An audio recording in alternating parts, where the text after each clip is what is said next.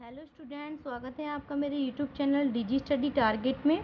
दोस्तों, आज हम पढ़ने वाले हैं वायुमंडल। देखिए, वायुमंडल से संबंधित बहुत सारे प्रश्न एग्ज़ाम में पूछे जाते हैं और बच्चे जो हैं इसके क्वेश्चंस में बहुत ज़्यादा कंफ्यूज होते हैं। तो उन कंफ्यूजन को दूर करने के लिए मैं ये वाली वीडियो लेके आई हूँ और ये वीडियो आपके लिए बहुत ही ज़बरदस्त होने वाली है। तो प्लीज़ वीडियो को पूरा देखें। तो चलिए फिर शुरू करते हैं। देखिए, हम बात कर रहे हैं वायुमंडल के बारे में। तो सबसे पहले हम जान लेते हैं कि वायुमंडल होता क्या है। देखिए, वायुमंडल जो है वो विभिन्न गैसों का मिश्रण है, यानी कि इसमें कई तरह की गैसें पाई जाती हैं।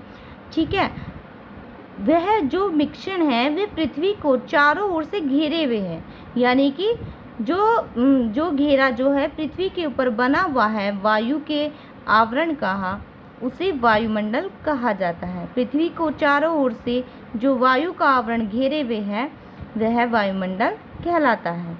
आप समझ गए होंगे, विभिन्न गैसों का वह मिश्रण जो पृथ्वी को चारों ओर से घेरे हुए है वायुमंडल कहलाता है। ठीक है, ये वायुमंडल की परिभाषा हो गई है। ठीक है, देखिए कितने प्रकार के मंडल हैं। देखिए, आप यहाँ पे देख सकते हैं। देखिए, ये मैंने यहाँ पे बनाया स्थल मंडल, ये वायुमंडल और ये जलमंडल। लेकिन जहाँ पर जिस पोजीशन में आकर ये तीनों मिल जाते हैं, देखिए यहाँ पे तीनों मिल रहे हैं, तो वहाँ पर हमारे किसकी रचना होती है? जैव मंडल की। ठीक है, लेकिन आज हम वायुमंडल के बारे में पढ़ रहे हैं तो उस पर फोकस करेंगे। दूसरी बात, पृथ्वी। पृथ्वी क्या है? देखिए, पृथ्वी ये है हमारी, लेकिन इसके ऊपर कुछ परतों का भी निर्माण है जिससे संबंधित क्वेश्चंस बहुत ज़्यादा पूछे जाते हैं और बच्चे बहुत ज़्यादा कंफ्यूज होते हैं। अक्सर क्वेश्चन आंसर गलत भी हो जाते हैं, तो उसे भी हम डिस्कस करेंगे। पृथ्वी के ऊपर कुछ परतें हैं, उसके बारे में भी पढ़ेंगे। सबसे पहले हम जान लेते हैं, मैंने अभी बताया है कि वायुमंडल जो है विभिन्न गैसों का मिश्रण है। तो कौन कौन सी गैस है वो? देखिए, मैंने बुलेट पॉइंट्स बना लिए हैं इसकी नंबर डालकर।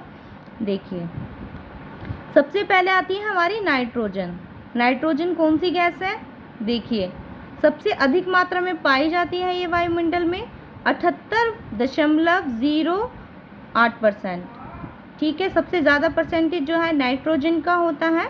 और देखिए, नाइट्रोजन के बारे में ज़्यादा क्वेश्चन नहीं बनते, एक दो ही क्वेश्चन बनते कि ये सबसे ज़्यादा भाग में पाई जाती है। हमारी पृथ्वी के जो वायुमंडल दबाव बनाता है उसमें सबसे ज़्यादा प्रतिशत जो है इस गैस का होता है, और पौधे जो हैं इसे नाइट्रेट के रूप में ग्रहण करते हैं। तो नाइट्रोजन से संबंधित यही क्वेश्चंस है। बात करते हैं ऑक्सीजन की। ठीक है, सभी को पता है ऑक्सीजन जो है जीवनदायिनी गैस है पृथ्वी पर। इसके बिना मनुष्य या पृथ्वी एक पल भी नहीं रह सकती हैं। ठीक है, और जो मनुष्य है वो श्वसन क्रिया में ऑक्सीजन को ग्रहण करता है। ठीक है, इसका यही उपयोग है। ऑक्सीजन बहुत महत्वपूर्ण गैस है, हालांकि इसका प्रतिशत जो है नाइट्रोजन से बेहद कम है, लेकिन ये बहुत ही ज़्यादा महत्वपूर्ण है। ठीक है, आर्गन। आर्गन से संबंधित भी ज़्यादा क्वेश्चन नहीं पूछे जाते हैं। अक्सर ये पूछ लिया जाता है कि आर्गन किस प्रकार की गैस है, तो मैं बता दूं आपको, आर्गन जो है अक्रिय गैस है। ठीक है, और इसका जो प्रतिशत है वायुमंडल में वो 0.93% है। बात कर लेते हैं कार्बन डाइऑक्साइड की। देखिए, कार्बन डाइऑक्साइड जो है इसका वैसे प्रतिशत तो बेहद कम है, 0.03% है, लेकिन देखिए इससे बहुत ज़्यादा क्वेश्चंस पूछे जाते हैं और ये बहुत ही महत्वपूर्ण मानी जाती है पृथ्वी पर।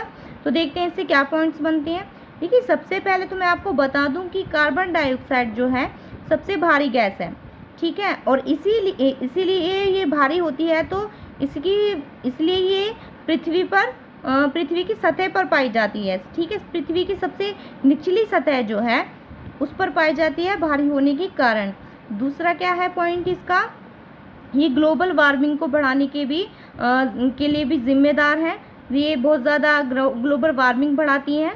ठीक है, ये क्या है? सूर्य के प्रकाश को अवशोषित कर लेती है, तो अवशोषित करने के कारण ये उससे फिर ग्लोबल वार्मिंग भी बढ़ती है। और देखिए, ग्लोबल वार्मिंग के लिए बहुत सारे अभियान भी चलाए गए हैं, पेड़ पौधे लगाने चाहिए वगैरह वगैरह। तो इन सब चीज़ों का ध्यान रखिए, इससे इस तरह के क्वेश्चन बनते हैं। भारी गैस है, ग्लोबल वार्मिंग के लिए जिम्मेदार है। मनुष्य जो है क्या नाम है, श्वसन को जब बाहर की तरफ करता है तो कार्बन डाइऑक्साइड छोड़ता है वो। इस तरह से मैंने आपको चारों गैसों के बारे में बता दिया है, ठीक है। और इनका प्रतिशत ध्यान रखिए आप। देखिए नाइट्रोजन 78% है, ये तो सभी को पता होगा और याद भी होगा। ऑक्सीजन देखिए इस तरह से याद रखेंगे, देखिए 20.93% है। आर्गन जो है शुरुआत का 2 हटा दीजिए आप, 0.93% है। कार्बन डाइऑक्साइड में आप क्या नाम है 0.9 भी हटा दीजिए तो सिर्फ 3% है, ठीक है, 0.03%, ठीक है। इस तरह से याद कर लेंगे आप।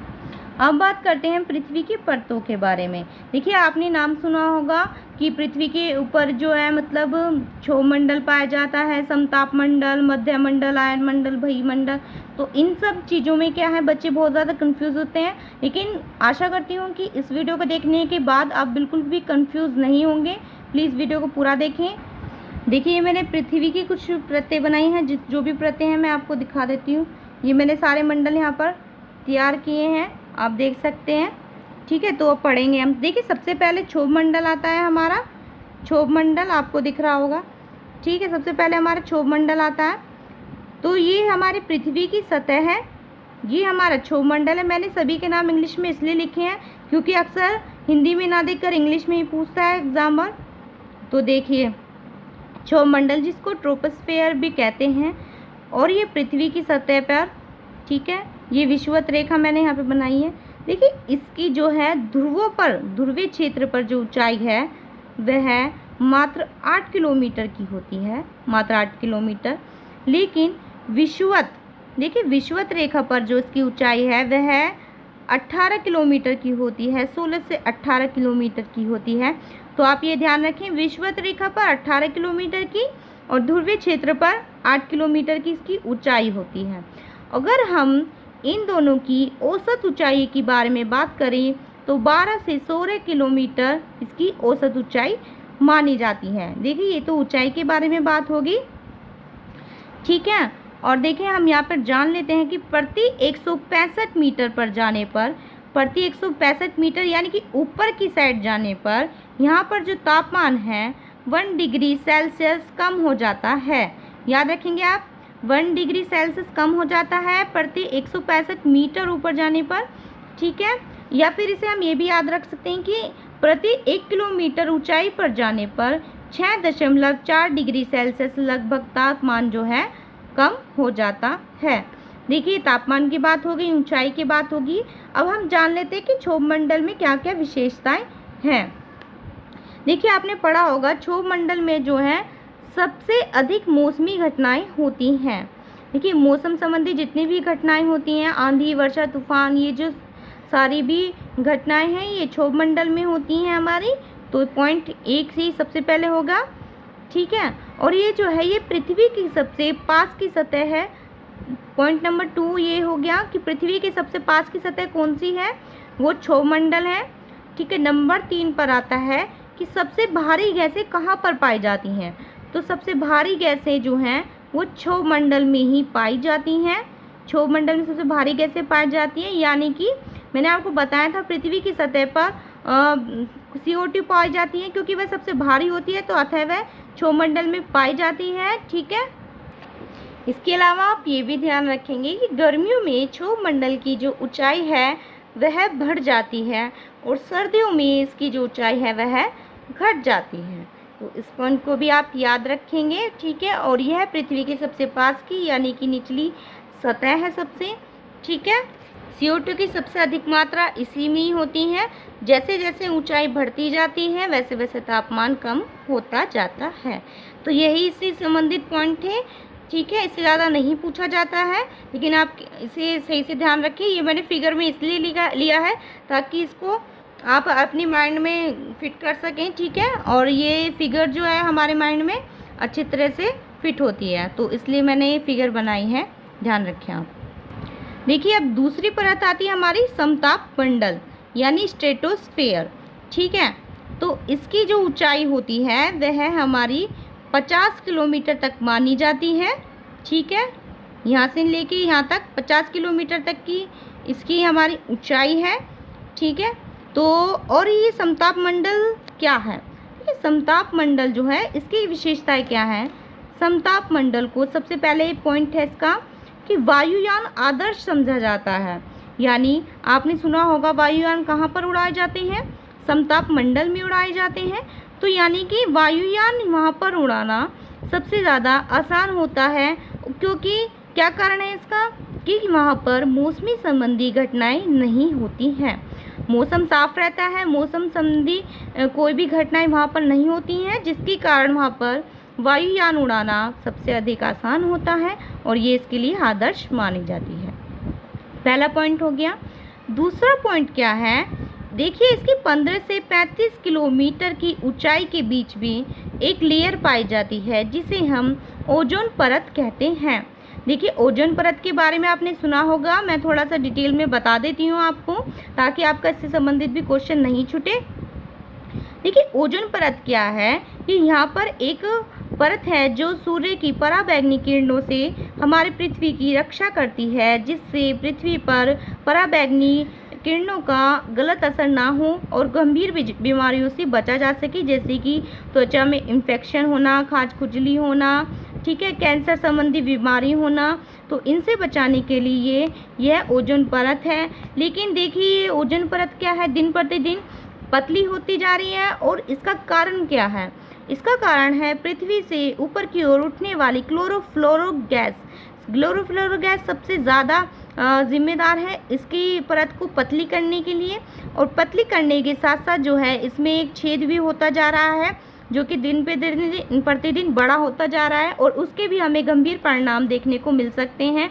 जैसे कि ये छेद अगर बड़ा होता जाता है तो हमारी ग्लोबल वार्मिंग जो है और ज़्यादा बढ़ जाएगी, साथ ही साथ हिमनद ग्लेशियर पिघलने लगेंगे, जिससे क्या है हमारे समुद्र में, महासागर में भी कम से कम 1 मीटर की ऊंचाई देखने को मिल सकती है आगे आने वाले सालों में।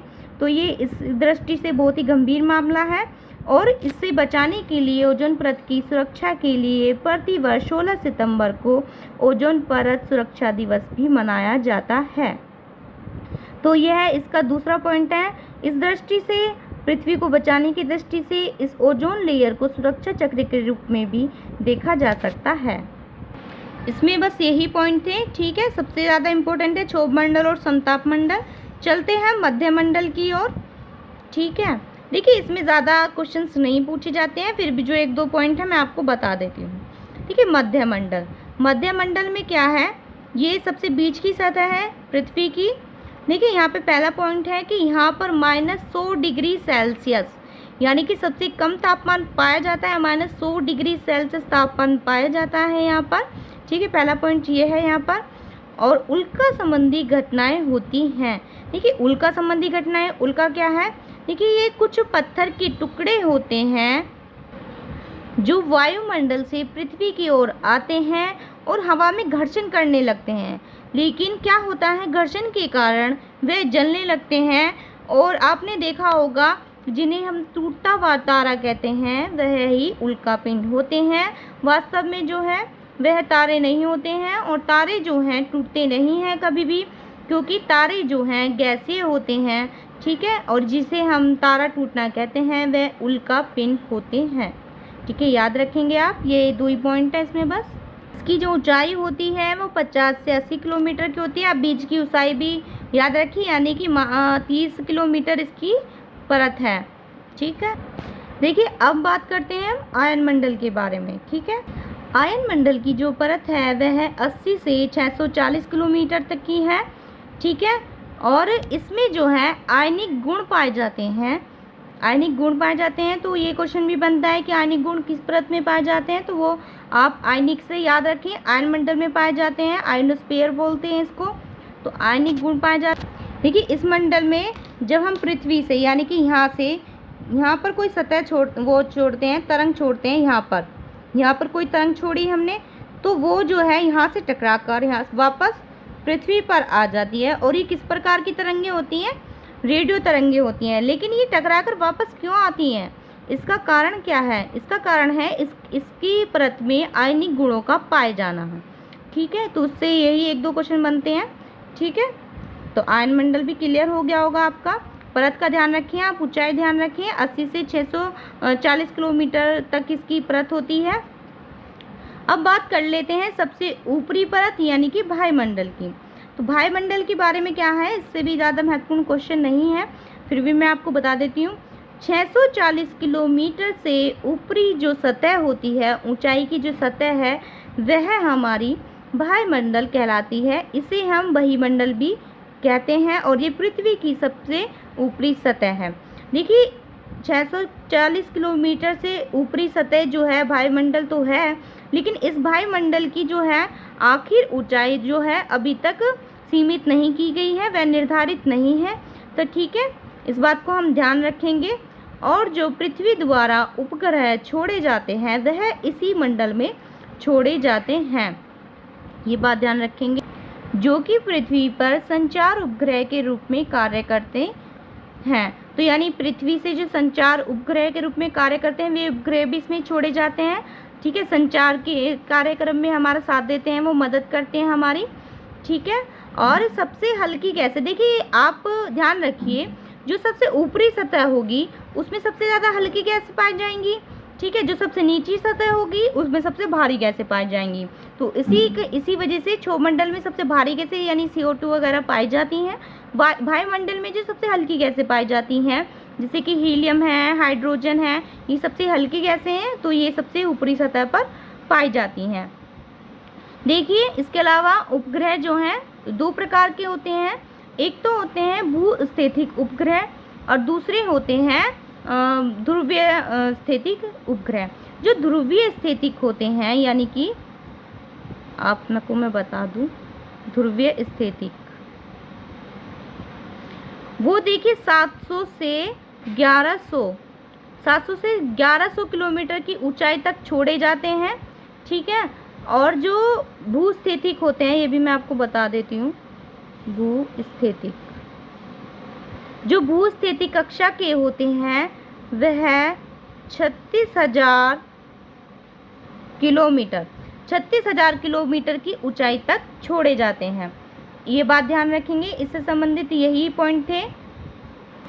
इसके अलावा आप ये बात ध्यान रखिएगा, यदि इससे संबंधित कोई प्रश्न है वायुमंडल से संबंधित, लेकिन ऑप्शन में जो है वायुमंडल नहीं दिया हुआ है, तो आप आयन मंडल को टिक करेंगे वहाँ पर। ठीक है, यदि कोई आयन मंडल से संबंधित क्वेश्चन है लेकिन आयन मंडल ऑप्शन में नहीं है आपका कहीं भी, तो आप मध्य मंडल को टिक कर सकते हैं। तो ये आपके सारे प्रश्न हल हो गए होंगे इसमें वायुमंडल से संबंधित। देखिए मैंने अपनी तरफ से कोई भी क्वेश्चन नहीं छोड़ा है। तो अगर आपको ये मेरी वीडियो अच्छी लगती है, जानकारी अच्छी लगती है, तो प्लीज़ मेरे चैनल को सब्सक्राइब करें, लाइक करें, शेयर करें और आप मुझे कमेंट भी कर सकते हैं। ठीक है, आज की वीडियो में इतना ही, मिलते हैं नेक्स्ट वीडियो में जिसमें मैं आपको जलमंडल के बारे में बताऊंगी। तो ठीक है, आज की वीडियो के लिए इतना ही, धन्यवाद, जय हिंद।